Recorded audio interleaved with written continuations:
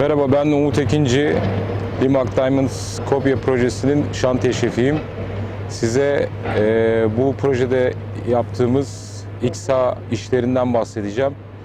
Projemiz şehir merkezinde olduğu için bu tarz kısıtlı alanlarda çevreyi İKSA işleriyle güvenlik altına alıyoruz.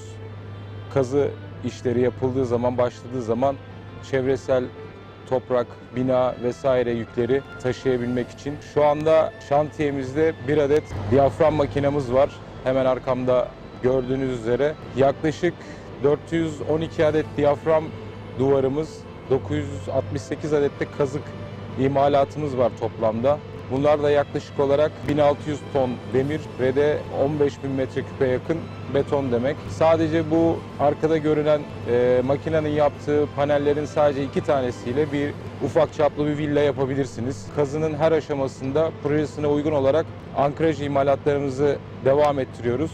Ankrajlarımız toplamda 3000 adet ve toplam uzunlukları, bunları uçça koyduğunuz zaman yaklaşık 52 kilometre uzunluğunda. Yani buradan yaklaşık olarak kış turizmi yapılan Mavrova'ya kadar bir yolu kat edebiliyorsunuz buradaki ankraj imalatıyla.